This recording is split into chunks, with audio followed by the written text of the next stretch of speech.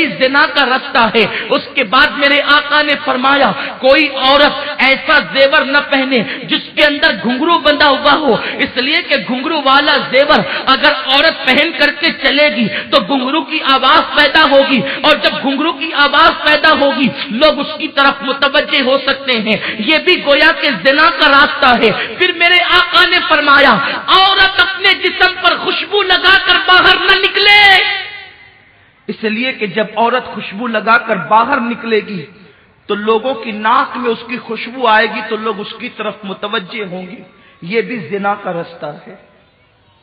ایک مرتبہ سیدنا فاروق اعظم کی ناک میں خوشبو پہنچی، آپ نے پلٹ کر دیکھا تو عورت قریب سے جا رہی تھی، آپ نے کوڑا اٹھایا اور اس عورت کو تان دیا، فرمایا ظالم تو خوشبو لگا کر نکلتی ہے، مردوں کو اپنی طرف متوجہ کرتی ہے، اس کے بعد اگر تجھے اس کیفیت میں دیکھا تو تجھے کوڑے لگائے جائیں گے۔ عورت خوشبو لگا کر باہر نہیں نکل سکتی، اور اگر خوشبو لگانا ہی ہے تو ایسی خوشبو جس کا کلر گہرا ہو اور خوشبو ہلکی ہو کہ قریب سے گزرنے والے کو بھی اس کی اطلاع نہ ہو، ایسی خوشبو لگائے۔ لیکن ایسی خوشبو لگا کر بھی گھر کے باہر نکلنے کی اجازت نہیں، وہ صرف شوہر کے لیے اجازت ہے۔ میرے پیارے آقا صلی اللہ علیہ وسلم کی کنیزوں، تو یہ بھی زنا کا راستہ ہے، یہ بھی زنا کی راہ ہے۔ عورت خوشبو لگا کر گھر سے باہر نکلے، میرے سرکار مصطفیٰ کریم رؤوف الرحیم صلی اللہ تعالی علیہ وسلم فرماتے ہیں میں نے جہنم میں کچھ عورتوں کو اور مردوں کو اس حالت میں دیکھا کہ ان کی چمڑیوں کو آگ کی کینچی سے کاٹا جا رہا ہے۔ میں نے پوچھا جبریل یہ کون لوگ ہیں؟ تو عرض کیا جبریل نے یا رسول اللہ صلی اللہ تعالی علیہ وسلم یہ آپ کی امت کی وہ عورتیں اور لڑکیاں ہیں جو اس لیے بن سنور کر گھر سے نکلتی تھی کہ لوگ ان کو دیکھیں اور ان کے فتنے میں مبتلا ہو جائیں۔ آج کل کی بچیوں کا رہن سہن دیکھیں، کل تک تو عورتیں بہرحال پھر بھی باریک اور پتلے لباس پہنتی تھی لیکن نیچے تک پہنتی تھی، وہ بھی قابل مذمت تھا، اس کی بھی تعریف نہیں تھی، وہ بھی عذاب کی طرف لے جانے والا تھا۔ لیکن آج کیسا دور آ گیا، فاطمہ کی کنیز کہلانے والی بچیاں جینس پہن رہی ہے، ٹی شرٹ پہن رہی ہے، شارٹ شرٹ پہن رہی ہے، نہ باپ کو فکر ہے نہ ماں کو فکر ہے، اور بچیوں کو اسی طریقے سے آزاد چھوڑ دیا جاتا ہے۔ ان مولویوں کو کیا سمجھتا ہے، یہ تو 1450 سال پرانی باتیں کرتے ہیں، لیکن جب بچی اپنا سب کچھ لٹا کر کے گھر آتی ہے تب باپ چار چار آنسوؤں سے روتا ہے، جب سب کچھ لٹ جاتا ہے تب باپ کی آنکھوں میں آنسو آتے ہیں۔ او باپ تجھے میرے رسول نے فرمایا جس کی بیٹی اڑیاں گھومے، جس کی بیٹی بے پردہ گھومے وہ باپ دیوس ہے، دیوس۔ اللہ اس باپ پر لعنت کرتا ہے، نہ اس کی نمازیں قبول کرتا ہے نہ اس کی دعائیں قبول کرتا ہے۔ جس شوہر کی بیوی بے پردہ گھومے، باریک اور پتلے لباس پہنے، وہ شوہر بھی دیوس ہے، اللہ نہ اس کی دعا قبول کرتا ہے نہ اس کی نمازیں قبول کرتا ہے۔ میرے پیارے آقا علیہ السلام کے پیارے دیوانوں، یہ جینس اور ٹی شرٹ بھی زنا کے رستے پر لے جانے والی چیز تھی، اس لیے کہ جب بالکل جسم سے ٹچ جو ہے جینس دیکھے گا انسان اور ٹی شرٹ دیکھے گا اور یا عورت کو دیکھے گا تو اس کے جذبات بھڑکیں گے اور وہ گناہ کی طرف مائل ہوگا، اس کے قدم اٹھتے چلے جائیں گے۔ میرے پیارے آقا علیہ السلام کے پیارے دیوانوں، یہ لباس بھی کم طوفان نہیں مچا رہا تھا، لباس تو طوفان مچا ہی رہا تھا، قیامت بپا ہی کر رہا تھا، معاشرے میں آگ ہی لگا رہا تھا۔ رہی صحیح کسر اب موبائل نے پوری کر دی، فون نے پوری کر دی، انٹرنیٹ نے پوری کر دی۔ گھر بیٹھے بیٹھے قوم کی بچیاں انٹرنیٹ پر دوسرے لڑکوں سے رابطہ کرتی ہے۔ میں یہ نہیں کہتا کہ سب بچیاں ایسا کرتی ہے، واللہ آج بھی مسلمانوں کی 99% بچیاں سیدہ فاطمہ کے نقش قدم پر ہے، یہ میرا حسن ظن ہے۔ لیکن ہمارا اجتماع چونکہ پوری دنیا میں سنا جاتا ہے اور بچیوں کو آگے کوئی جو ہے وہ مسگائیڈ نہ کرے، بچیوں کی آبرو کو کوئی تباہ نہ کرے، ہم پہلے ہی سے انہیں آگاہ کر رہے ہیں، کیونکہ میرے رسول نے ایک بیٹی کی عزت کو کعبے سے بلند کر دیا ہے۔ قوم مسلم میں عورت وہ ہے کہ اگر رابعہ حج کو جاتی ہے تو کعبہ استقبال کے لیے چلا آتا ہے، رابعہ کہتی ہے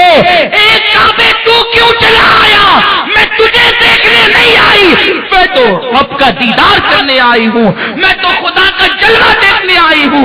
मेरे प्यारे आका सल्लल्लाहु अलैहि वसल्लम की कनीजों, औरत वो है हज को जाए तो काबा आ जाए, औरत वो है हज को जाए तो काबा इस्तिकबाल के लिए आ जाए, और सिर्फ इस्तिकबाल ही नहीं बल्कि अल्लाह अकबर। एक बुजुर्ग फरमाते हैं मैं हज के लिए निकला, इस शान से निकला, हर कदम पर 2 रकात नमाज पढ़ूंगा। मेरी कौम की बच्चियों, औरत क्या है देखो, औरत का मकाम जानो, औरत का मर्तबा जानो, औरत अल्लाह से डरने वाली बन जाए, औरत पाक दामन बन जाए, औरत मुत्तकी बन जाए, उसका मर्तबा क्या हो जाता है। बुजुर्ग फरमाते हैं मैं इस शान से निकला, हर कदम पर 2 रकात पढ़ूंगा, हर कदम पर 2 रकात पढ़ूंगा। ऐसा भी कोई हाजी तुमने देखा जो हर कदम पर 2 रकात पढ़ते जाए? फरमाते हैं जब मताफे काबा में पहुंचा तो गिलाफे काबा लटका था, काबा गायब था। लोगों की नजरें देख नहीं पा रही थी कि गिलाफ काबा नहीं है। मैंने पूछा अल्लाह काबा गया कहां? तो निदा आई मेरे बंदे काबा राबिया का तवाफ करने के लिए गया है। राबिया कभी वो है कि हज को जाए तो काबा इस्तिकबाल को आए, और न जाए तो राबिया का तवाफ करने आए। ये राबिया कौन है? रंग काला है, कद नाटा है, पेवनदार कपड़े हैं, लेकिन रातों को सोती नहीं, अल्लाह की इबादत करती है। और यहां हाल क्या है? कौम की बच्चियां नेट पर, इंटरनेट पर, मुस्लिम बच्चियां बैठकर दूसरों को निकाह की दावत दे रही है, मोबाइल पर लंबी लंबी गुफ्तगू, और ये सारे खुराफात सीरियल सिखा रहे हैं। कोई तुम्हारे घर आकर के जिना की दावत नहीं देता, कोई तुम्हारे घर आकर के जिना पे तकरीरें नहीं करता कि चलो उठ करके बुराई करो। ये कहां से ये लानत आ रही है? ये लानत सिर्फ और सिर्फ सीरियल, फिल्में, इंटरनेट के जरिए से आ रही है। उन सीरियलों के अंदर ऐसी ऐसी गड़ी हुई कहानियां और दास्तानें बताई जाती है कि उसमें माअज़ल्लाह एक ननन अपनी भावज को, एक भावज अपनी ननन को सपोर्ट करती है, और ये फिक्र दी जाती है कि देखो देखो जिस तरीके से मर्द कई औरतों से राब्ता करते फिरते हैं, कई औरतों से लुत्फअंदोज होते हैं, वैसे औरतें भी कई कई मर्दों से राब्ता कर लेती है।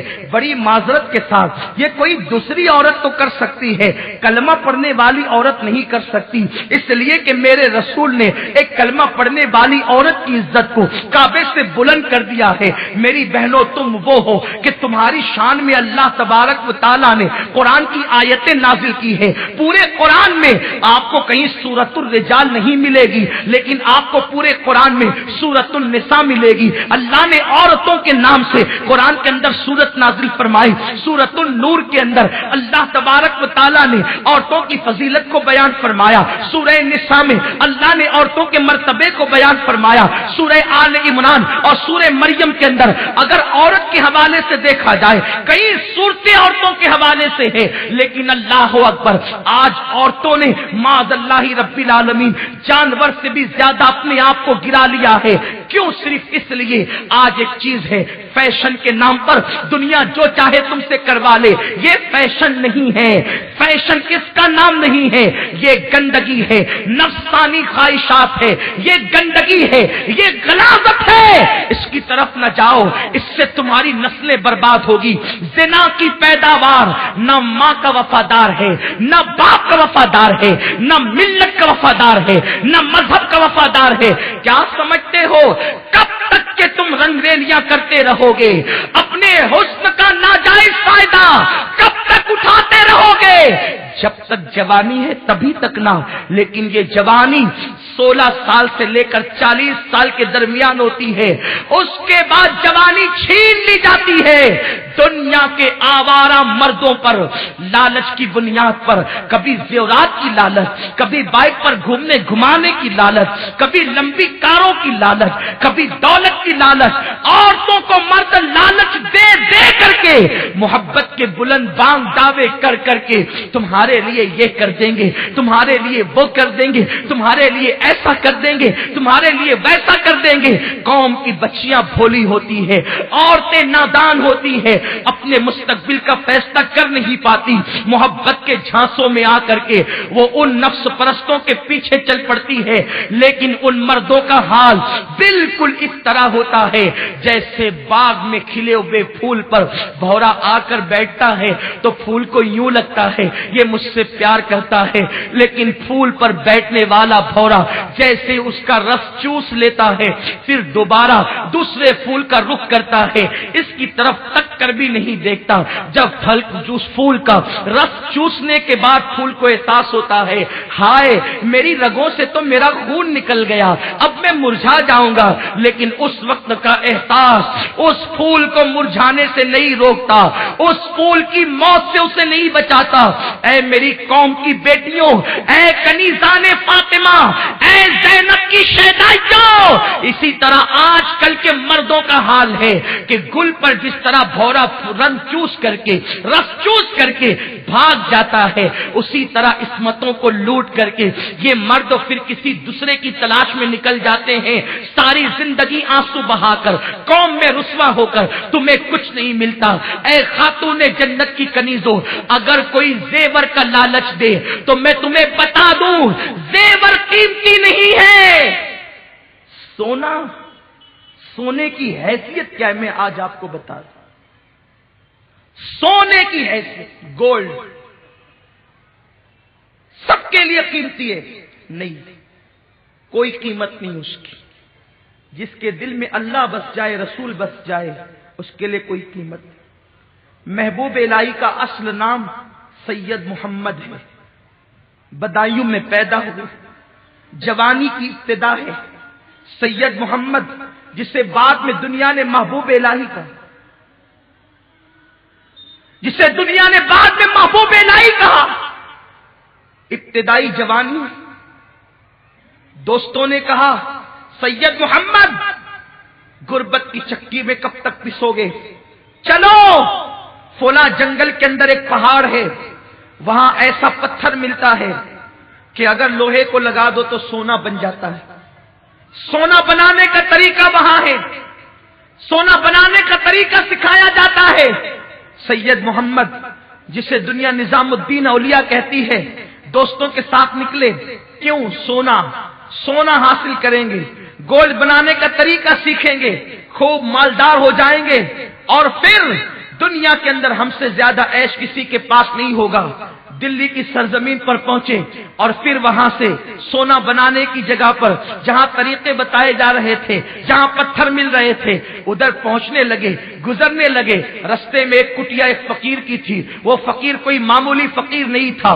दुनिया के फकीर मांगने बैठते हैं, लेकिन वो मांगने नहीं बल्कि देने बैठा हुआ था। वो फकीर कौन था? वो फकीर वो था जिसको दुनिया बाबा फरीदुद्दीन गंज शकर के नाम से जानती है। फरीद की कुटिया के करीब आए, चेहरा देखा तो कहा कि पता नहीं वो सोना बनाने का तरीका बताने वाला कैसा होगा। इसे देखकर तो अल्लाह याद आता है, इसे देखकर तो यार की यारी याद आती है। रुक गए, दोस्तों से कहा चले जाओ, मैं बाद में तुम्हारे पीछे आता हूं। उस फकीर ने ऐसा दिल छीना कि हमेशा के लिए निजामुद्दीन को अपनी जुल्फों का असीर बना लिया।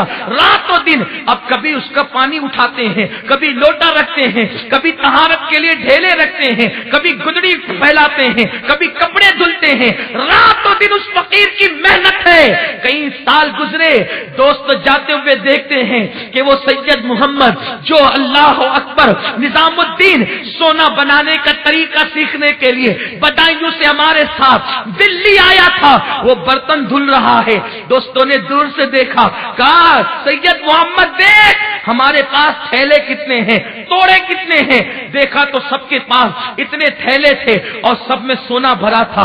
उठ करके गए, क्या हुआ? कहा सोना बनाने का तरीका मिल गया, देख हम कितने मालदार होकर आए। जवानी के अय्याम थे, दिल में ख्याल आया मैं कहां आकर के फंस गया, काश इनके साथ चला जाता तो मुझे भी सोना बनाने का तरीका मिल जाता और दुनिया के अंदर मैं भी मालदार होता, मेरा भी महल होता, मां के साथ बड़ी अच्छी जिंदगी गुजरती। अल्लाह अकबर, दिल में ख्याल आना था। पीर रोशन जमीर होता है।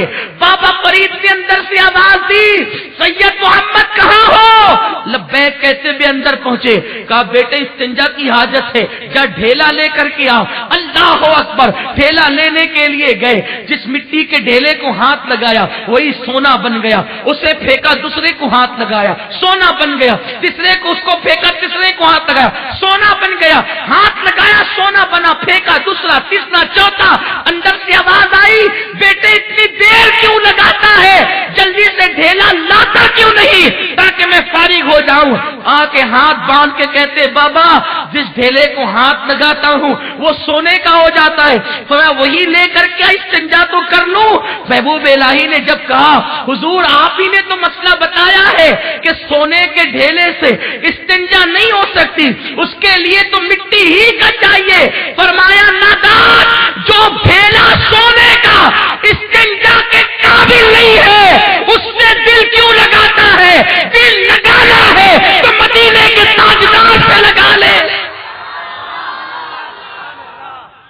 किस सोने के ज़ेवरात पे इज्जत फरोख्त कर रहे हो जिससे इस्तिंजा भी जायज नहीं है। किसको दिल में बिठाया है जो पाक भी नहीं कर सकता इस्तिंजा से। किस बला की मैत है सरशार हम, दिन ढला होते नहीं होशियार हम। आओ अपने अमाल का एहतिसाब करो ऐ मेरी कौम की बेटियों। ज़ेवरात कीमती नहीं है, जेवर खो जाए तो बाजार में मिल जाते हैं, इस्मत लुट जाए तो बाजार में नहीं मिलती, हया लुट जाए तो बाजार में नहीं मिलती। इंसान अगर एक दरख्त के नीचे शराफत की जिंदगी गुजार ले तो भी उसकी इज्जत के डंके बजते हैं। लिबास कीमती नहीं, लिबास पर इज्जत का सौदा।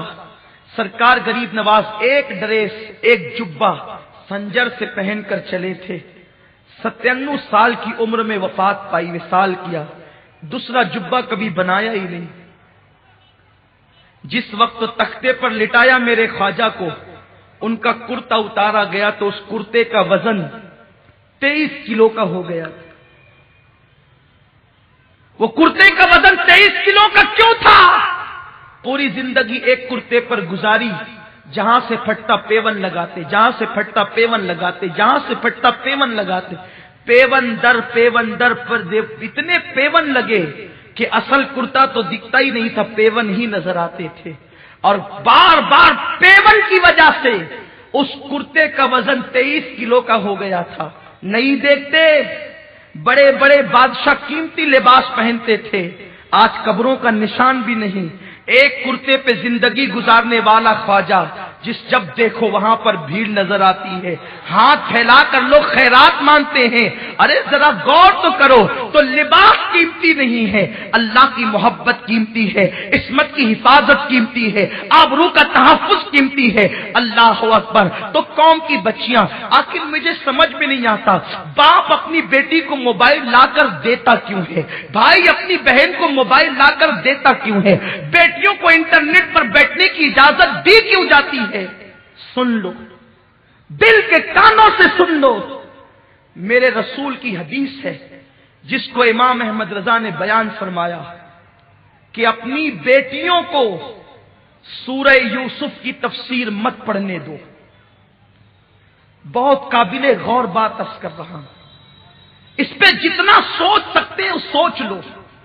कौम की बच्चियां जितना सोच सकती है सोच ले। कुरान की तफसीर है। सबसे पाकीज़ा किताब कुरान, सबसे पाकीज़ा तफसीर कुरान की। दुनिया की कोई किताब कुरान के मुकाबले में नहीं, दुनिया की कोई तफसीर कुरान के बराबर नहीं। लेकिन सही हदीस का मफहूम है, मेरे गैबदा रसूल, गैरतमंद रसूल, बाहया रसूल, पासा रसूल, इस्मत की जान रसूल ने फरमाया अपनी बेटियों को सूरह यूसुफ की तफसीर मत पढ़ने दो, उन्हें सूरह नूर की तफसीर पढ़ाओ, सूरह यूसुफ की नहीं। आला हजरत तहकीक करके फरमाते हैं सूरह यूसुफ की तफसीर औरतों को मना क्यों किया गया, लड़कियों को रोका क्यों गया कि वो सूरह यूसुफ की तफसीर न पढ़े? انٹرنیٹ پر بیٹیوں کو بٹھانے والوں، موبائل بیٹیوں کے ہاتھ میں تھمانے والوں، کچھ تو غیرت کا خیال کرو، کچھ تو آبرو کا خیال کرو۔ بیٹی کون سی بزنس مین ہے جو آپ نے اس کو موبائل تھمایا ہے؟ اسے کون سا غیر ملکوں میں کاروبار کرنا ہے جو انٹرنیٹ پہ بٹھایا ہے؟ آخر کیا ضرورت آ گئی؟ اللہ کے رسول سید الرسول نے کہا، میرے رسول کو اگر میں عقل مند کہوں تو توہین سمجھتا ہوں، عقل کو جہاں آ کر عقل آتی ہے وہ میرے رسول کی چوکھٹ ہے۔ میرا نبی صرف عقل مند نہیں، عقل کو عقل کی خیرات دینے والے ہیں۔ جہاں آ کر عقل مند ہوئی ہے وہ میرے نبی کی ذات ہے۔ عقل جہاں سجدہ کرتی ہے وہ میرے نبی کی ذات ہے۔ آبرو کو جہاں آ کر آبرو ملتی ہے وہ میرے نبی کی ذات ہے۔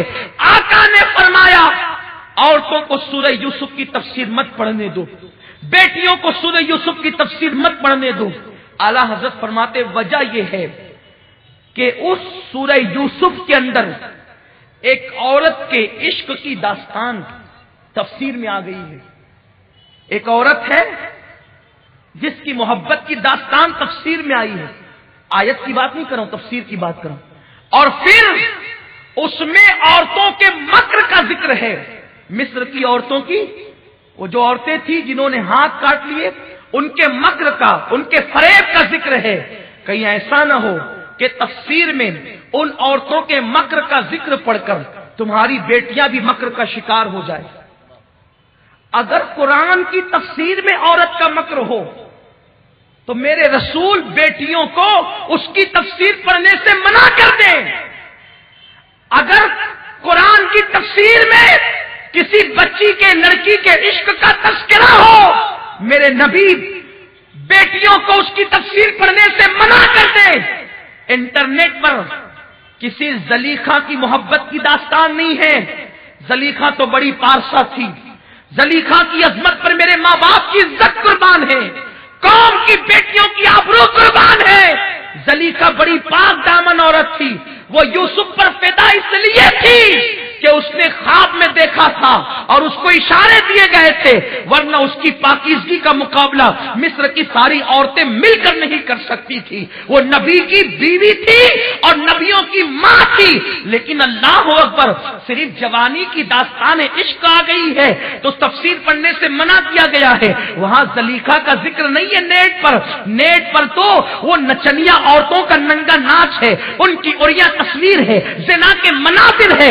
جب سورہ یوسف کی تفسیر بچیوں کو پڑھنے سے روکا گیا تو پھر تمہاری بیٹیوں کو نیٹ پر بیٹھنے کی اجازت کس نے دی؟ آدھا ایک گھنٹہ رات دیر گئے تک اجنبی مردوں سے فون پر گفتگو کرنے کی اجازت کس نے دی؟ چھین لو بیٹیوں سے موبائل، کوئی ضرورت نہیں ہے موبائل کی۔ اپنی بیٹیوں کے ہاتھ میں موبائل کی بجائے تسبیح تھما دو، بیٹیوں کے ہاتھ میں انٹرنیٹ کی بجائے سورہ نور کی تفسیر ان کو دے دو۔ بیٹیوں کو معاذ اللہ پھدکنے اور پارکوں میں گھومنے کی اجازت دینے کی بجائے ان کو مصلی پر بٹھا دو۔ خدا کی قسم، بیٹی کردار فاطمہ کا آئینہ دار بنے گی تو اس سے پیدا ہونے والا بچہ ڈاکو، لٹیرا، زانی نہیں بنے گا، بلکہ امام حسین کا کردار لے کر وہ پیدا ہوگا۔ آج ضرورت ہے کہ بیٹیوں کو پھر 1400 سال پیچھے لوٹنے کی، لوٹو پیچھے، 14 صدیاں پیچھے لوٹو پیچھے، صحابہ کے دور میں لوٹو، تابعین کے دور میں لوٹو، تبع تابعین کے دور میں لوٹو۔ یارو مجھے حیرت ہوتی ہے، جس نبی نے عورتوں کو مسجد میں آنے سے روکا، حدیث پاک تو ہے اللہ کی بندیوں کو مسجد میں آنے سے مت روکو، لیکن ایک حدیث پاک اور ہے، اور اس طرح کی بہت سی حدیثیں۔ ایک عورت آئی، عرض کی آقا میں آپ کے پیچھے نماز پڑھنا چاہتی ہوں، آپ کی امامت، آپ امام ہو، لوگ آپ کے پیچھے نماز پڑھے ہو تو میں بھی پڑھوں۔ خدا کی قسم، امام الانبیاء کی ابتدا جس کو مل جائے اس کی شان کیا ہو۔ آقا نے فرمایا اے عورت، میرے پیچھے نماز پڑھنے سے، میری مسجد میں نماز پڑھنے سے بہتر ہے کہ تو اپنے گھر میں نماز پڑھ۔ نبی پاک نے اپنی ابتدا اور اپنی مسجد سے بہتر عورت کی عزت کی خاطر گھر میں نماز پڑھنے کا حکم دیا۔ تو جس اسلام کے قانون نے عورت کو مسجد میں آنے کی بجائے گھر میں نماز پڑھنا افضل قرار دیا، اس مذہب کی عورتیں سنیما دیکھنے کہاں جاتی؟ سنیما گھر جاتی، مساج کرانے مساج گاہوں پر جاتی، سروں کو سنوارنے بیوٹی پارلر میں جاتی ہے۔ یہ سب زنا کی طرف لے جانے والے راستے، بے حیائی کی طرف لے جانے والے راستے۔ آقا فرماتے ہیں عورت جتنا گھر میں رہے گی اس کی عزت ایسے ہی محفوظ رہے گی جیسے شیشی میں رہنے والے عطر کی خوشبو محفوظ رہتی ہے۔ عورت اسی جب باہر نکلے اس کی عزت بکھر جائے گی جیسے شیشی کا منہ کھلنے کے بعد خوشبو بکھرتی ہے۔ کتنا بھی طاقتور مرد ہو، شیشی کا منہ کھلے گا تو خوشبو بکھر جائے گی۔ خوشبو کوئی روک سکتا ہے؟ جیسے تمہارے ہاتھ میں عطر کی شیشی کھولنے کے بعد خوشبو پہ کنٹرول نہیں، ویسے عورت کو باہر نکالنے کے بعد اس کی آبرو پر تمہارا کنٹرول نہیں رہتا۔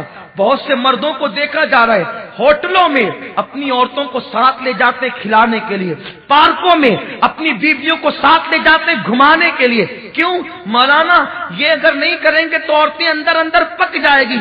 نادان، تیری عورت ہے جو آسمان سے اتری ہے، اسے سرخاب کے پر لگے ہیں۔ کیا فاطمہ نے گھر میں زندگی نہیں گزاری؟ کیا ماں عائشہ نے گھر میں زندگی نہیں گزاری؟ کیا سیدہ ام سلمہ نے گھر میں زندگی نہیں گزاری؟ ارے تیرے گھر تو اے سی اور پنکھے ہیں۔ فاطمہ اور عائشہ کے گھر میں تو نہ پنکھے تھے نہ اے سی کا تصور تھا، اس زمانے میں ایجاد بھی نہیں تھی۔ میرے نبی کے گھر کا حال یہ تھا، اگر ہاتھ اونچا کرے تو چھت کو لگتا تھا، کھجور کی ٹہنیوں کی چھت تھی، مٹی کی دیواریں تھی، وہ عورتیں 24 گھنٹہ اسی میں رہتی تھی۔ لیکن مجال ہے مرتبے اتنے بلند تھے کہ سدرا کا مکین بھی اجازت کے بغیر پر نہیں مار سکتا تھا، پہلے اجازت لیتا اس کے بعد گھر میں آتا۔ یہ شان تھی ان عورتوں کی۔ تم نے گھومنے پھرنے کو سب کچھ دے دیا۔ یاد رکھو میرے رسول نے فرمایا عورت کے لیے عیادت سے بہتر، میت میں شرکت سے بہتر، تعزیت کی محفل میں بہتر اپنے گھر میں رہنا ہے۔ تعزیت عیادت کیا ہے؟ آقا فرماتے ہیں جب تم بیمار کی عیادت کے لیے جاتے ہو ہر قدم پر 1 سال کی عبادت کا ثواب ملتا ہے۔ بیمار کی عیادت کے لیے جاتے ہو اللہ کی رحمت میں نہاتے ہو، اور جب بیمار کے پاس بیٹھتے ہو اللہ کی رحمت میں گوتا لگاتے ہو۔ اتنی فضیلت ہے بیمار کی عیادت کی۔ آقا فرماتے ہیں بیمار کی عیادت سے زیادہ عورت کو گھر میں پردے میں رہنے میں ثواب ملتا ہے۔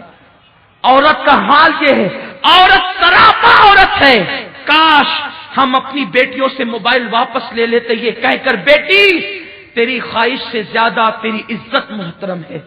انٹرنیٹ پر انہیں بیٹھنے سے منع کر دیا جاتا، بیٹی انٹرنیٹ پر تیری خواہش سے زیادہ تیری آبرو محترم ہے۔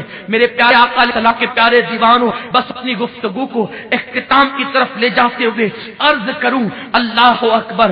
یاد رکھیں زندگی میں میری بہنوں کیس موڑ جائے، کیسی وقت آ جائے، کبھی پاک دامی کامن نہ چھوڑنا، کبھی حیا کامن نہ چھوڑنا۔ کتنی مصیبت ہے، کتنی بھی پریشانی جائے سب کو برداشت کرنا، لیکن آپ کو لٹنے دینا سب سے قیمتی سرمایہ تمہاری آبرو ہے، تمہاری عزت ہے۔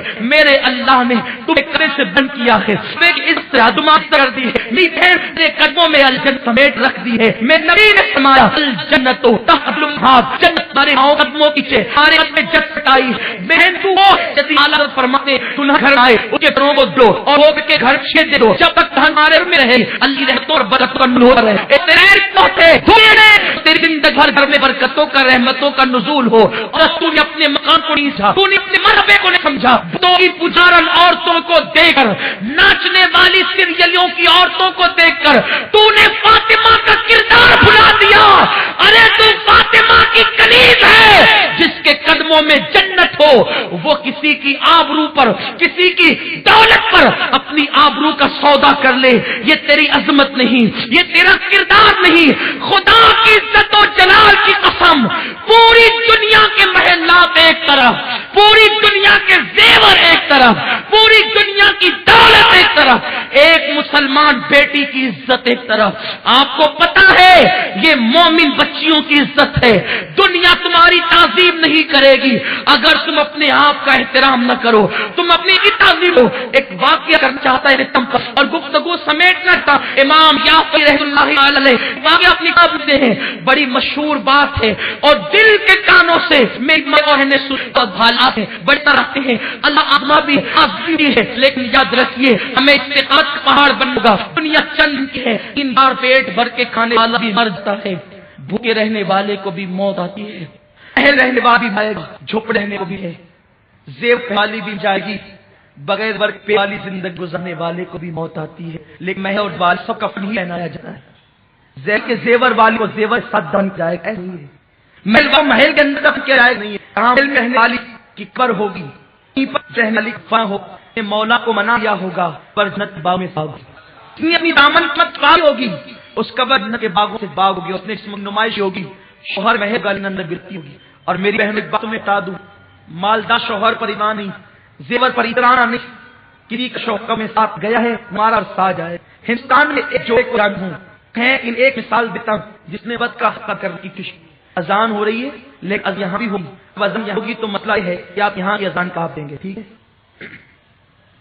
بہت مشہور نبی ہے، شوہر نے ہزار محبت کوشش کی، وہ شوہر ہے اس کا رائے جان ہے، لیکن آپ کو پتا ہے رائے جان ہے بن شروع کیا ممتاز کے لیے، شاید ممتاز کے لیے محل بنانے کو کم و بیش 22 سے 23 سال کا عرصہ لگا، اس عرصے میں ممتاز مر گئی، جس کے لیے محل بن رہا اس نے دیکھا بھی نہیں، لیکن حیرت ہوتی ہے جو بیوی کے لیے تاج محل بنائے، اتنا اس زمانے میں جب تاج محل بنانے کی بات انجینئر سے کی شاہجہاں نے، اور اسے ایک دم اخلاص کے ساتھ اپنی بیوی کے لیے بنانے کا ارادہ کیا تھا، تو انجینئر سے کہا تھا کہ کتنا بجٹ ہوگا، تو روزانہ کئی اشرفیوں کے تھیلیاں، بڑے بڑے تھیلے لے جاتا اور لے جا کر کے دریا میں ڈال دیتا، دریا میں ڈال دیتا، دریا میں ڈال دیتا، کسی نے آ کے شاہجہاں کا پیسے لے جا کے دریا میں ڈال دیتا ہے، شاہجہاں نے پکڑا، کیا ہے میری دولت کو پانی سمجھا ہے، دریا میں ڈال دیتا ہے، نہیں پانی نہیں سمجھا، بتانا اتنا چاہتا ہوں میں نے تو آپ کے پیسے چھپا کے رکھے، کنکر اس تھیلی میں بھر کے ڈالتا تھا تاکہ آپ کو احساس ہو جائے جیسے دریا میں یہ ڈال رہا ہوں نا کنکر پیسے کی شکل میں، ایسے ہی دریا میں پیسے ڈال پڑیں گے آج کھڑا ہوگا، اور 23 سال کی قدمت میں آج بھی لوگوں ملکوں دینے آتے ہیں، لیکن مجھے بس ایک ہی بات، جب میں گیا جہاں کے قدموں میں کیا ہوا، کے قدموں میں، شاہجہاں کے قدموں میں، اس نیت تھا، ایک مجدد کی ماں ہے، مجدد کا باپ ہے، نیک لوگ ہیں، لیکن پھر بھی بادشاہ تھا، بیوی کے لیے ممتاز کا سنگھار اتنا تھا، میری قوم کی بچیوں کو نہیں پتا، دودھ سے اسے لڑکیاں نہلاتی تھی، ممتاز کی تاریخ یہ ہے ہر دن اس کے لیے نئے حوض ہوتے تھے دودھ کے، اور جب وہ گھر سے باہر نکلتی تھی تو صدف کے اندر جو موتی پیدا ہوتا ہے سمندر میں، وہ موتی اس کے بالوں بال پروئے جاتے تھے۔ میں چیلنج کرتا ہوں، مجھے معاف کرنا بھاؤ نگر کے مالداروں، اتنے مالدار ہو اپنی بیوی کو وہ سنگار نہیں دے سکتے جائیداد نے دیا، لیکن حیرت کی بات یہ ہے بہت معمولی سی بیماری ممتاز کو آئی اور جلگاؤں جائے موت، اس کا گاؤں تھا، وہ جاؤں نہیں جہاں پر ضلع ہے وہ جاؤں نہیں، دیہات ہوتا تھا جلگاؤں، وہاں پر بہت باقیب رہا تھا، بادشاہ تک کو وہاں لے گیا، وہی وہ معمولی بیماری میں اس موت گئی، آخر ہچکی انتقال ہوگا، اس کے بعد اس گاؤں کا نام جائے موت رکھ دیا گیا، موت کی جگہ۔ پھر برہان پور میں آؤ خانہ بنایا گیا اور سالے لگا ممتاز کو رکھا گیا، جب تاج محل بنے تو اس وقت اس کو جو ہے وہاں رکھا جائے گا۔ حیرت ہے جو بیوی کے لیے تاج محل آتا تھا کے علاج کرنے کے لیے گئے تھا، مسئلے لگا کے آؤ خانے میں رکھا تھا، اب بیوی کو دفن ہونے میں برسوں بچے تھے، شاہجہاں نے فیصلہ کیا کہ میں دوسری بیوی کے ساتھ شادی کرنی۔ لوگ حیرت کراتے کہ جب تک جسم میں روح تھی اسی کی خوشی کے لیے تاج محل بن رہا تھا، ابھی اسے قبر کے اندر بھی نہیں سلایا، ابھی تدفین کو برسوں کی، تاج محل بنے گا پھر دفن ہوگی، لیکن بادشاہ نے فیصلہ کیا کہ دوسری شادی کرنی ہے۔ اور آپ کو یہ بھی حیرت ہوگی کہ ابھی ممتاز دفن بھی نہیں ہوئی تھی میری بہنوں کہ شاہجہاں کے گھر میں دوسری بیوی آ چکی، بیوی نہیں بلکہ بیویاں آ چکی تھی۔ تم نے کس سے دل لگایا ہے؟ شوہر کا حق ادا کرو، لیکن یہ نہیں اللہ کو بھولو تو کب بھول نہ چاہیے، زندگی میں مراحل آتے ہیں، دل کسی سے نہ لگا، دل لگانا ہے محبوب خدا۔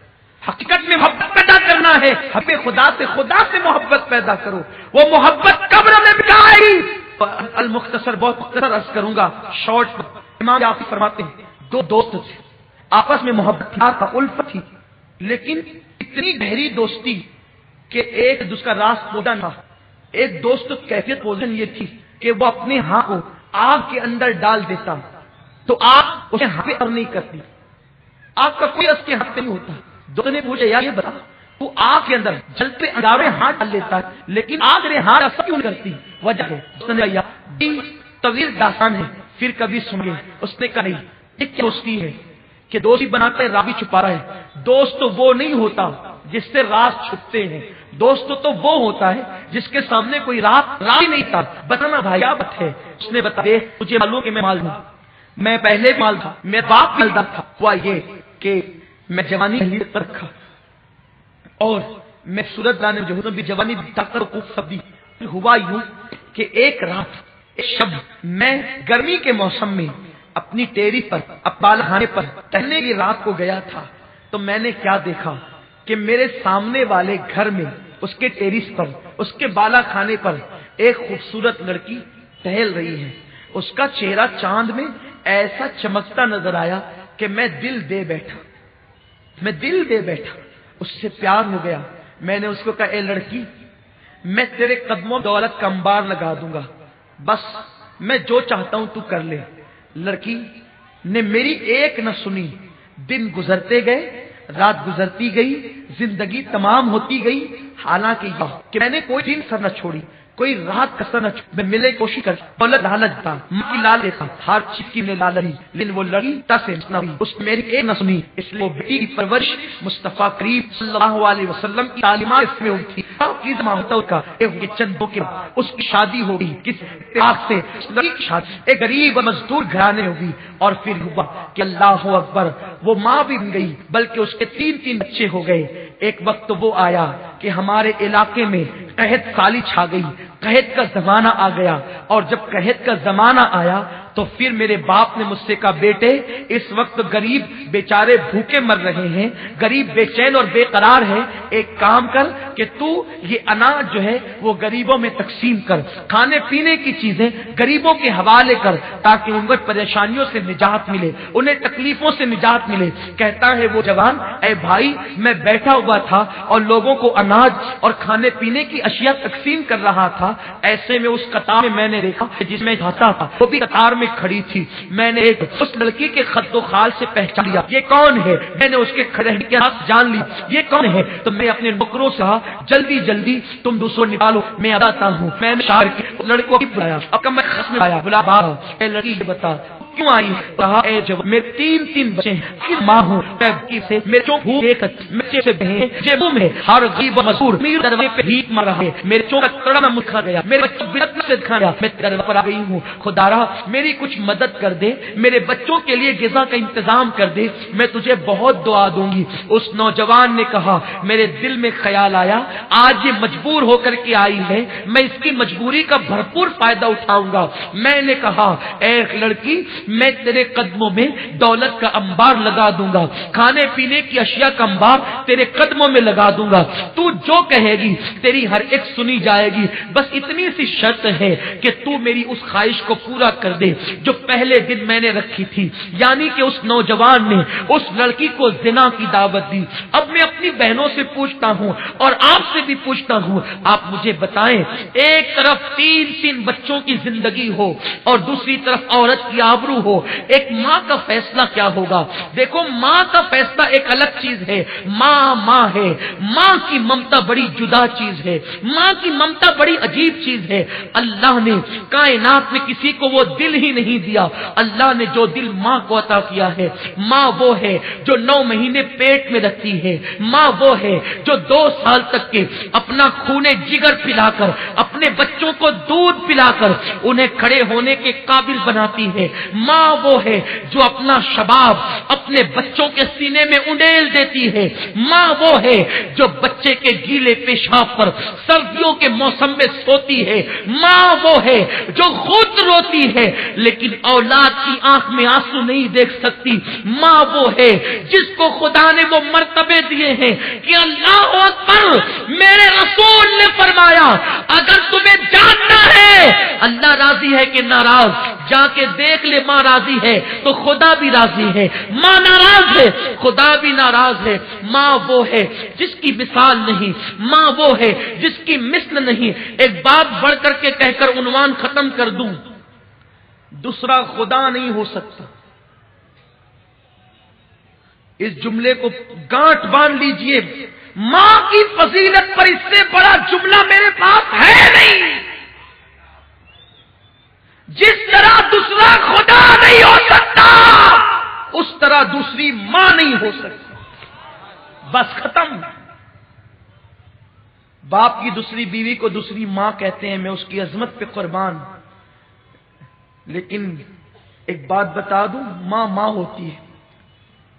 اب یہ نہیں کہ آپ کی اگر کسی کی دوسری ماں ہو تو وہ شک کرے، نہیں، وہ اس کا احترام کرے، باپ کی بیوی ہے، لیکن ماں ماں ہوتی۔ ایک بچے کی ماں مر گئی، انتقال ہو گیا۔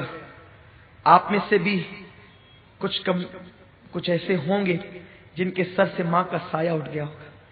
جب ماں کا سایہ اٹھتا ہے نا تو کلیم کو بھی کہا جاتا ہے، موسیٰ علیہ السلام کو، موسیٰ ذرا سنبھل کر آنا۔ ماں کا سایہ اٹھتا ہے تو موسیٰ کو بھی کہا جاتا ہے ذرا سنبھل کر آنا۔ کہتے ہیں کلیم اللہ پہلی بار تو نہیں آتا، آج سنبھلنے کا حکم کیوں ہے؟ کہا موسیٰ کل تک تیری ماں زندہ تھی نا، تو نکلتا تھا تو آنچل پسار کے دعا کرتی تھی، اللہ میرے موسیٰ کی حفاظت فرما۔ اب ماں چلی گئی ہے دنیا سے، تیرے پیچھے کوئی دعا کرنے والا نہیں ہے، کلیم ذرا سنبھل کر آنا۔ ماں یہ ہے۔ ایک بچے کی ماں کا انتقال ہو گیا، ماں مر گئی، باپ نے دوسری بیوی کی۔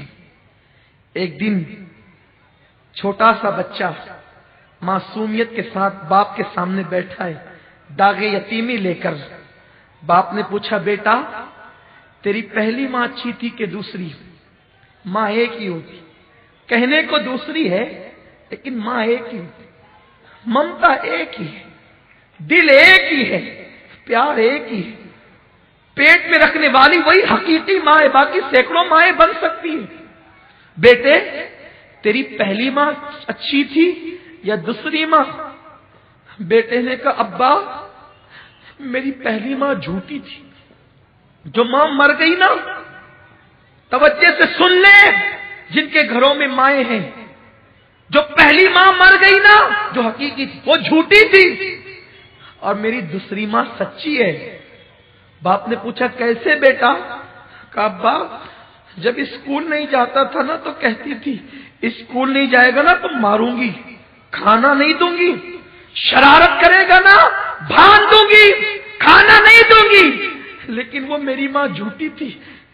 شرارت کرنے پہ کہتی تھی بھان دوں گی، کھانا نہیں دوں گی، لیکن میں اتنی شرارت کر کے آتا تو باندھتی نہیں تھی، بھوکا نہیں رکھتی تھی، سر پہ ہاتھ پھیر پھیر کر اپنے ہاتھ سے کھلاتی تھی۔ بچہ اسے کیا سمجھ ہے؟ تو کہتا ہے وہ جھوٹ بولتی تھی، باندھنے کے لیے کہتی تھی، باندھتی نہیں تھی، سر پہ ہاتھ پھرا پھرا کے کھلاتی تھی، کہتی تھی کھانا نہیں دوں گی، پھر بھی کھلاتی تھی۔ جب منہ پھیر لیتا تھا بس پیٹ بھر گیا تو کہتی تھی میرے بیٹے 2 لقمے اور کھا لے، ایک اور لے لے، میرے بچے اور لے لے۔ تو وہ میری ماں جھوٹی تھی، کہتی تھی باندھوں گی، ماروں گی، کھانا نہیں دوں گی، لیکن نہ کبھی مارا، نہ کبھی باندھا، نہ کبھی کھانے سے روکا، بلکہ لاڑ لاڑ سے کھلا۔ دوسری ماں بڑی سچی ہے، جب کہتی ہے نا ماروں گی بہت مارتی۔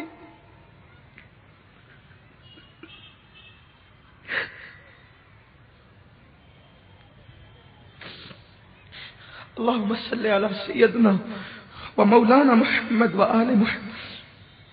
دوسری ماں بڑی سچی ہے، کہتی ہے نا ماروں گی تو بہت مارتی ہے، کہتی ہے نا کھانا نہیں دوں گی تو پھر دن بھر بھوکا رہتا ہوں، کھانا نہیں دیتی۔ ابا دونوں ماؤں میں فرق یہی ہے، وہ جھوٹی تھی یہ سچی ہے، وہ انتقال کر گئی یہ موجود ہے۔ اس بچے کو کیا پتا کہ وہ جھوٹی نہیں تھی، اس کی ممتا اسے مجبور کرتی تھی۔ اس کے ہاتھ باندھنے سے پہلے خود بندھ جاتے تھے، اس کے ہاتھ مارنے سے پہلے خود زنجیر پر جاتی تھی۔ تو جیسے خدا دوسرا نہیں ہو سکتا، ویسے کائنات میں دوسری ماں نہیں ہو سکتی۔ جیسے خدا دوسرا نہیں ہو سکتا، ویسے کائنات میں دوسرا باپ نہیں ہو سکتا۔ یہ ممتا جدا ہے، اس کی کوئی مثال نہیں ہے۔ اسی لیے اللہ نے جہاں اپنی وحدانیت کا ذکر کیا، وہیں پر ماں باپ کا بھی تذکرہ کیا۔ بل اللہ خدا ہونے میں وحدہ لا شریک ہے، ماں باپ ہونے میں وحدہ لا شریک ہے۔ تو ماں تھی، تین بچوں کی جان ایک طرف ہے۔ اب ممتا سمجھ میں آ گئی ہوگی، یہ اشارہ، میرا عنوان ماں نہیں ہے، اشارہ دے رہا ہوں۔ اس نے کہا زنا کر میرے ساتھ، ورنہ سن لے سب کو سب ملے گا، تجھے کچھ نہیں ملے گا۔ اس نے کہا اللہ سے ڈر، اللہ نے تجھے دولت دی ہے، زنا مت کر، لذت کے لیے گناہ مت کر، لذت چلی جائے گی، گناہ باقی رہ جائے گا۔ اس نے کہا یا زنا کر یا چلی جا۔ پلٹی، مختصر یہ، جب پلٹی تو بچوں نے کہا ماں بھوک لگی، اس نے تسلی دی، پھر بچوں کی طرف دیکھ نہ سکی، پھر پلٹی، پھر آئی تو کہا خدا کے لیے رحم کر، بہت دعا دوں گی رحم کر۔ اس نے کہا میں نے کہہ دیا نا، یا میری خواہش پوری کر ورنہ مدد نہیں ہوگی۔ وہ سوچتا تھا کہ یہ ماں ہے، ممتا کی ماری ہے، یہ جو ہے وہ آخر سمجھوتا کر لے گی اپنی فکر سے، لیکن وہ کیا عورتیں تھیں۔ ممتا اپنی جگہ ہے، لیکن غیرت اس سے بڑھ کر ان کے پاس تھی، حیا اس سے بڑھ کر ان کے پاس تھی۔ جب پھر لوٹی تیسری بار تو بچوں میں سے کسی نے کہا ماں یا تو ہمارا گلا گھونٹ کر مار ڈال یا ہمارے کھانے کا انتظام کر۔ یہ جملے نشتر کی طرح، تیر کی طرح دل پر پڑے، اور پھر اس کے بعد اس نے سوچا چلو زنا کر لیتے ہیں، بعد میں توبہ کر لیں، بس یہ سوچ کر چلی اور کمرے میں گئی اس نیت کے ساتھ کہ بچوں کی زندگی تو بچ جائے گی نا۔ کھڑی ہوئی تو کہا خدا کے لیے رحم کر۔ اس نے کہا میں نے کہہ دیا نا، تو میری خواہش پوری کر دے، ہر خواہش میں تیری پوری کر دوں گا۔ جیسے ہی منہ سے جملہ نکلنے والا تھا کہ ٹھیک ہے میں تیار ہوں، دل کے اندر کا خوف خدا اس کے ضمیر کو جھنجھوڑتا ہے، اور اس کے ذہن میں ایک بات آتی ہے کہ رسول اللہ کا فرمان ہے جو اللہ سے ڈر کر گناہ چھوڑ دے، اللہ اسے ایسی جگہ سے روزی دیتا ہے جہاں اس کا گمان بھی نہیں جاتا۔ اور پھر کیا ضروری ہے کہ بچوں کو غذا مل جائے گی تو وہ نہیں مریں گے؟ بھوکا ہی مرتا ہے، کوئی ضروری نہیں ہے، پیٹ بھر کھانے والا بھی تو مر جاتا ہے۔ تو اس نے کہا اے نوجوان سن لے، اپنے ایک ایک بچے کو تڑپ تڑپ کر مرتا تو دیکھ لوں گی، لیکن کبھی اپنی اللہ کی نافرمانی نہیں کروں گی، دامن غیرت پر کبھی زنا کا دھبا لگنے نہیں دوں گی، اور اب کی بات میں واپس بھی نہیں آؤں گی۔ یہ کہہ کر کے پلٹی ہے اور سنت فاطمی گھر جا کر یوں ادا کرتے بیٹو انتظار کرو ابھی کھانا آتا ہے۔ مصلی بچھایا، پیشانی کو سجدے میں رکھا، اللہ تو نے چونچ دیا ہے تو دانا بھی دے گا، میرے کریم میرے بچوں کے لیے کھانے کا انتظام کر دے۔ جملے مکمل نہ ہوئے تھے، دروازے پہ دستک ہوئی، سر اٹھا کر کے دروازہ کھولا، وہ جوان کھڑا تھا، اس کے ساتھ اور بھی اس کے نوکر تھے۔ لڑکی نے گرج کر پوچھا اب کیوں آیا ہے؟ کہا مجھے معاف کر دے، جب تو غریب ہو کر اللہ سے اتنا ڈرتی ہے، زنا نہیں کرتی، برائی نہیں کرتی، مجھے مالدار ہو کر اللہ سے کتنا ڈرنا چاہیے۔ آج کے بعد میرا دل بدل چکا ہے، اب تو کیا، میں کسی عورت کو بری نظر سے نہیں دیکھوں گا، میری بہن لے اور یہ تحفہ قبول کر لے، آج کے بعد میں تجھے بہن کہتا ہوں۔ لڑکی نے کہا رک جا، پھر سجدہ کیا شکر کا اور دعا کی اللہ اگر یہ اپنے قول میں سچا ہے تو اس پر دنیا کی اور جہنم کی دونوں آگ کو حرام کر دے۔ وہ جوان اپنے دوست سے کہتا ہے اللہ سے ڈرنے والی اس لڑکی کی دعا کا اثر ہے کہ میں دنیا کی آگ میں ہاتھ ڈالتا ہوں تو آگ میرے ہاتھ پہ اثر نہیں کرتی، امید ہے کہ جہنم کی آگ بھی مجھ پہ اثر نہیں کرے گی۔ عورت اگر سنور جائے اللہ سے ڈر کر اپنے دامن کو گناہ سے بچا لے، اس کی دعا میں اتنی تاثیر ہے جس کے لیے دعا کر دے اس پر دنیا اور آخرت کی جہنم آگ حرام ہو جائے، جہنم اور دنیا کی آگ حرام ہو جائے۔ اے میری قوم کی بیٹیوں، تم بہت بڑی ذمہ دار ہو، اٹھو، عزم کرو، سیدہ فاطمہ کی کنیز بنو، ماں عائشہ کی کنیز بنو، کردار ام سلمہ کو زندہ کر دو، کردار زینب کو زندہ کر دو، ام کلثوم کا کردار یاد دلا دو، سکینہ کی یادیں تازہ کر دو جو تمہیں دیکھے پکار اٹھے۔ جب 14.5 صدیاں بعد کی بیٹیوں کی یہ شان ہے تو نبی کی بیٹی سیدہ فاطمہ کی کیا شان ہوگی۔ چھوڑ دو موبائل کو، چھوڑ دو انٹرنیٹ کو، گندی تصویروں کا دیکھنا چھوڑ دو، سنیما میں جانا چھوڑ دو، انٹرنیٹ پر بیٹھنا چھوڑ دو، باریک اور پتلے لباس چھوڑ دو اور اللہ کی بارگاہ میں سچی توبہ کر لو اس سے پہلے کہ موت کا فرشتہ آ کر کہے چل، تم پہلے ہی لوٹ جاؤ اللہ کی طرف۔ توبہ کر لو رب کی بارگاہ میں، تہجد گزار بن جاؤ، باوضو رہنے کی عادت ڈالو، روزانہ تلاوت قرآن مقدس کرو، اور مالدار بننا ہے نا، کوئی بڑی بات نہیں مالدار بننا۔ روزانہ سورہ واقعہ کی تلاوت عشاء کے بعد شروع کر دو اور 450 مرتبہ حسبنا اللہ و نعم الوکیل پڑھو۔ اللہ کی عزت کی قسم، مال چل کر نہ آئے تو پھر دامن پکڑ لینا، یقین تو پیدا کرو۔ جو زبان جھوٹ بولتی ہے اس پہ وظیفے کیا اثر کریں گے؟ جن کے گھروں میں قرآن پاک کی زینت بنا ہوا ہے اس پہ تعویذ کیا اثر کریں گے؟ بدلو، اپنے کردار کو بدلو، سچی توبہ کرو اور اپنی زندگی کو بدلو۔ سنی دعوت اسلامی کا اجتماع زندگیوں کو بدلنے کا اجتماع ہے، زندگیوں کی تبدیلی کا اجتماع ہے۔ جو کچھ ہوا اس سے توبہ کرو۔ ابھی ہم دعا کریں گے، سچی توبہ آپ بھی کریں گے، ہم بھی۔ آپ یہ نہ سمجھنا کہ صرف آپ گنہگار ہیں، آپ سے بڑے گنہگار مجرم ہم لوگ ہیں۔ ہم بھی توبہ کریں گے، آپ بھی توبہ کریں گے۔ دنیا میں کوئی بندہ یہ نہیں کہہ سکتا اس دور میں میں نے گناہ نہیں کیے۔ اپنے آپ کو بے گناہ سمجھنا ہی سب سے بڑا گناہ ہے۔ تو میری بہنوں، ہم بھی کریں گے، آپ بھی۔ جب ہم جیسے مجرموں کو عزت مل سکتی ہے توبہ کی برکت سے تو آپ کو کیوں نہیں ملے گی؟ آپ بھی توبہ کرو، بدلو، تبدیلی لاؤ، انقلاب لاؤ۔ پتلے دوپٹوں کو پھاڑ دو، جلا دو پتلے دوپٹوں کو، موٹے دوپٹے پہنو، ان برقعوں کو تاکوں کے اندر پھینک دو جن برقعوں کے اندر نگ اور زینت لگی ہوئی ہے۔ سادے ڈھیلے ڈھالے برقعے سلا لو، ایسے برقعے پہن کے نکلو پہچان نہ سکے کہ کون ہو۔ رنگین برقعے، کلر والے برقعے، ڈیزائن والے برقعے امام غزالی کے فتوے کے مطابق حرام ہے۔ بائیکاٹ کر دو ان برقعوں کا، مت نکلو گھروں سے، مت باتیں کرو مردوں سے، ضرورت پڑے تو سخت لب و لہجے میں ضرورت کے مطابق بات کرو۔ ایسی بن جاؤ کہ دنیا تمہارے پیر کا ناخون نہ دیکھ سکے اور دنیا پکار اٹھے کہ واقعی اب بھاؤ نگر کی عورتیں، ارد گرد کی عورتیں فاطمہ الزہرا کی کنیز بن گئی ہے۔ ورنہ سنو، شوہر کے گھر سے نکلنے کے بعد تم بھی کاروں میں بیٹھ کر، بائک پہ بیٹھ کر گھر سے نکلی تو زیادہ دن تک یہ ایام نہ رہیں گے۔ صدا عیش دورہ دکھاتا نہیں، گیا وقت پھر ہاتھ آتا نہیں۔ ایک دن وہ آئے گا کہ ایسا نہ ہو کہ ہاتھ میں بھیک کا کٹورا آ جائے۔ بس اختتام پر چلا ہوں۔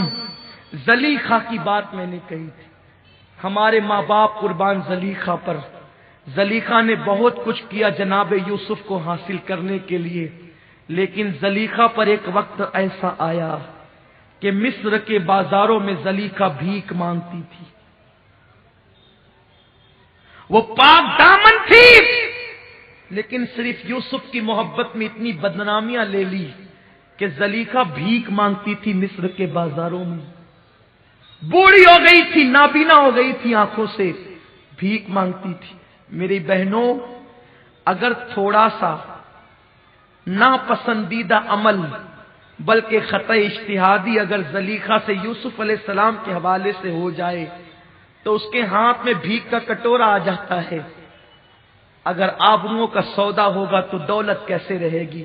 لیکن چونکہ زلیخا پاک دامن تھی، بار بار کہتا ہوں پاک دامن تھی، تو ایک دن یہ ہوا کہ جناب یوسف قحط ہو گیا تھا نا، آپ نے سنا ہوگا قحط سالی، سب کو بلا بلا کر کھلا رہے تھے، تو کسی نے کہا یوسف سب آتے ہیں کھانے، ایک بڑھیا نہیں آتی۔ جب بلانے جاتے ہیں تو کہتے جا تیرے بادشاہ سے کہنا جب تک خود بلانے نہیں آئے گا کھانے نہیں آؤں گی، بھوکی مر جاؤں گی، کھانے نہیں آؤں گی۔ یوسف علیہ السلام کا عین شباب تھا، واپس آئے، کہا کہ وہ مر نہیں سکتی کیونکہ سلطنت میری ہے، حکومت میری ہے۔ تو جب آئے نا تو مصر کے بازار میں زلیخا گردن جھکی تھی، پیٹ کبڑی ہو چکی تھی، بوڑھی ہو چکی تھی۔ کل تک جو زلیخا عزیز مصر کی بیوی تھی، خوبصورت تھی، لیکن ایک دوسرے جوان سے دل لگا لیا تھا، خطا اجتہادی کی تھی، آج بوڑھی ہو گئی تھی، کوئی دیکھنے والا نہیں تھا، پیٹ جھک چکی تھی، بھیک مانگ رہی تھی۔ یوسف گئے اور بڑھیا سے کہا او بڑی بی تو آتی کیوں نہیں ہے کھانے کا؟ کون ہے تو؟ کہا میں یوسف ہوں، مصر کا بادشاہ ہوں۔ آنکھیں نابینا تھی، رو کر کہتی ہے یوسف تیرے لیے میرا یہ حال ہوا، تو نے پہچانا میں کون ہوں؟ یوسف علیہ السلام کہتے ہیں میں نے نہیں پہچانا بڑی بھی، تو کون ہے؟ کہا بھول گیا زلیخا کو؟ کہا آپ ہی زلیخا ہیں؟ کہا ہاں، میرا شوہر مر گیا، بھیک کا کٹورا ہاتھ میں آ گیا۔ یوسف علیہ السلام کو پیار آ گیا، جبریل آیا، عرض کیا اے یوسف اللہ کی مرضی ہے کہ آپ اس کے لیے دعا کریں کہ اس کی آنکھ لوٹ آئے۔ دعا کی آنکھ لوٹ گئی، یوسف کو دیکھا، دل ٹھنڈا ہوا، ہائے یوسف میرے سامنے ہے۔ تو جناب یوسف نے کہا میرا اللہ حکم دیتا ہے کہ میں تیرے ساتھ نکاح کر لوں۔ کل تک ناجائز محبت کی تو نے دعوت دی تھی جب تیرا شوہر تھا، تیرے ساتھ نکاح جائز نہیں تھا، اب نکاح میں تیرے ساتھ کرنا چاہتا ہوں۔ زلیخا نے کہا یوسف رہنے دو، اب رہنے دو۔ تو کہا یہ اللہ کا حکم ہے۔ کہ یوسف تو جوان ہے، میں بڑھیا ہوں۔ سر کو سجدے میں رکھا یوسف علیہ السلام نے، دعا کی۔ امام غزالی فرماتے ہیں دعا کی تو اللہ نے بوڑھی زلیخا کو پھر سے شباب عطا کر دیا، اور پھر شادی ہو گئی۔ تو رات کو بلاتے تو دن کا وعدہ کرتی، دن کو بلاتے تو رات کا وعدہ کرتی۔ یوسف نے کہا واہ زلیخا، ایک دن وہ تھا کہ میرے لیے دروازے بند کر کے لبھاتی تھی، آج بلاتا ہوں تو آتی نہیں ہے۔ بس توجہ سے اس جملے کو سن لے زلیخا کا، کہا کہ اس وقت تو زنا کے لیے، توجہ، اس وقت تو زنا کے لیے 7 کمروں میں تالے لگا کے بلاتی تھی، لبھاتی تھی، عورتوں کی انگلیاں کٹواتی تھی، مجھے جیل تک بھجوا دیا۔ اب نکاح ہو گیا، جائز طور پہ بلاتا ہوں، دن کو بلاتا ہوں تو رات کا وعدہ، رات کو بلاتا ہوں تو دن کا وعدہ، کیوں نہیں آتی؟ جواب دیا زلیخا نے جب تک دل میں یار نہ بسا تھا تو تیری محبت میں گرفتار تھی، اب جو یار کے جلوے بس گئے تو اب کوئی چاہیے ہی نہیں۔ یہ مقام پر پہنچتا ہے بندہ جب خدا کا جلوہ، اس کے محبوب کی محبت دل میں بستی ہے۔ لیکن چونکہ ابھی تک زلیخا نے توحید کا مزہ نہ چکھا تھا تو یوسف علیہ السلام کو زنا کی دعوت دیتی تھی۔ تو اس لیے اللہ کی محبت دلوں میں پیدا کرو، خدا کا خوف، اس کے محبوب کی محبت، سچی توبہ کرو، دل خودی گناہوں سے اچاٹ ہو جائے گا، گناہ کی محبت دلوں سے نکل جائے گی۔ اللہ پاک مجھے آپ سب کو توفیق عطا فرمائے۔ دوران گفتگو اگر کوئی غلطی ہو تو اللہ معاف فرمائے۔ کوئی بہن اٹھ کر کے نہیں جائے گی، اب اصل وقت آتا ہے مانگنے کا، اب اصل وقت آتا ہے توبہ کا۔ اے آنسو بہانے والی میری بہنوں، سب کے لیے آنسو بہائی ہو، اب اپنے گناہ پر بھی آنسو بہا لو، زندگی میں انقلاب آ جائے گا۔ میں آپ سب کا شکریہ ادا کرتا ہوں، بہت خاموشی سے آپ نے فقیر کے بیان کو سماعت کیا۔ اللہ آپ کو جزائے خیر عطا فرمائے، بغیر کسی تاخیر کے اب ذکر اور دعا ہوگا انشاءاللہ، آپ اس کے لیے تیار ہو جائیں اور سب مل کر جو ہے وہ آقا پر پہلے درود و سلام پڑھیں، پھر ذکر و دعا۔